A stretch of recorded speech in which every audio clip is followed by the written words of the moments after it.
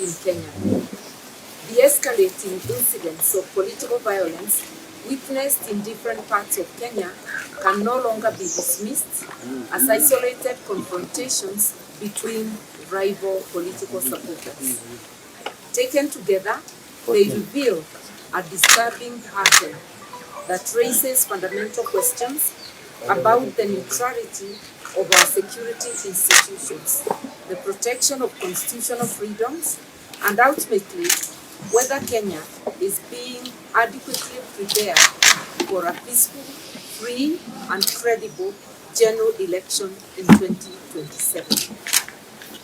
Within a remarkably short period, Kenyans have witnessed reported attacks involving former Deputy President Rigathi Gachagua in Rongai constituency, Nakuru County, an attack involving Dr. Fred Matiang'i at Mulot in Bomet County, and the horrifying violence surrounding the Linda Mwananchi rally in Homa Bay, and previously in Keumbu in Kisii County. These incidents require independent investigations. Of particular concern are accounts that some attacks occurred in the presence or within the operational reach of police officers. The government must explain how organized groups of armed civilians can repeatedly mobilize, move openly, attack political leaders, journalists, citizens, and even police officers, and apparently operate with such confidence. The protection of democracy cannot be left to citizens and political leaders alone. It is the responsibility of every Kenyan, every constitutional institution, and every member of the international community committed to democratic governance and the rule of law. We therefore call upon all Kenyans to reject political violence in every form, regardless of who perpetrates it or who claims to benefit from it.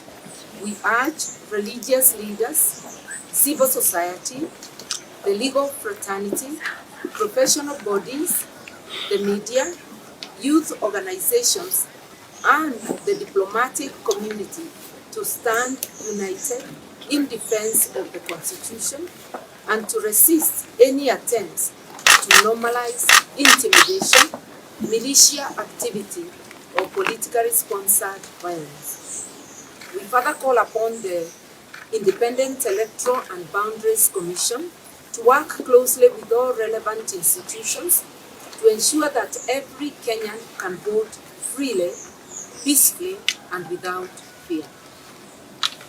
Given the recurring pattern of organized political violence, the allegations of possible collusion by rogue state actors, and the apparent failure to prevent repeated attacks against political leaders, journalists, and civilians, we call upon the Office of the Prosecutor of the International Criminal Court, ICC, to closely monitor developments in Kenya and to undertake a preliminary assessment of whether credible information exists, warranting examination under the Rome Statute.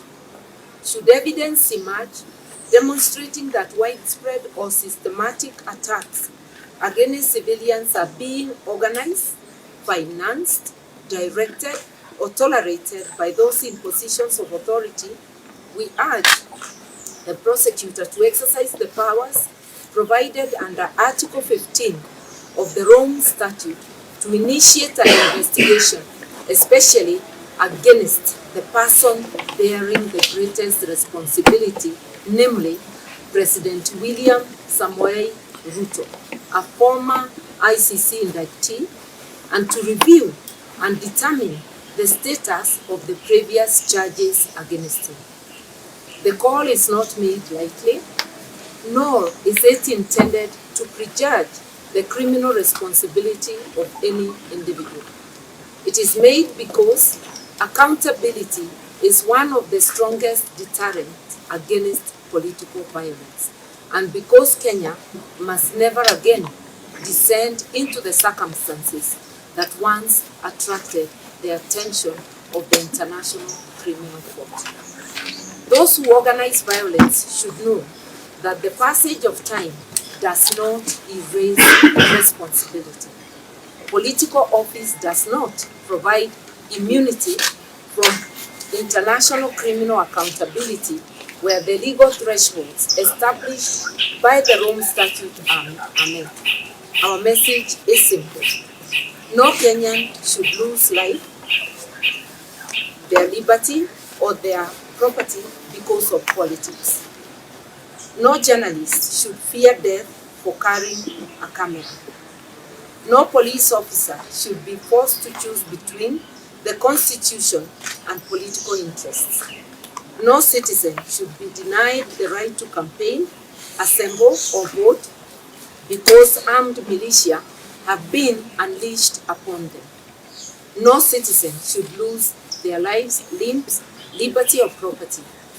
The 2027 general election must be a contest of ideas, not intimidation, a contest of ballots, not bullets, a contest of democracy, not violence.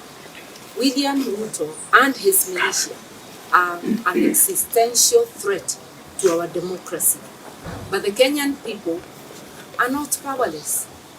We are calling on people of goodwill to join us in forming a People's Forum for Electoral Preparedness that will be coordinated by the former Chief Justice, Honorable David Maraga, former Attorney General, Honorable Justin Muturi, and Honorable Karori Omondi on the 9th of October 2026.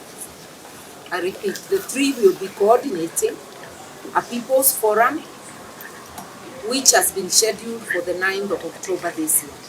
The future of Kenya will not be determined by militias or fear. It will be determined by the sovereign will of the people. God bless Kenya.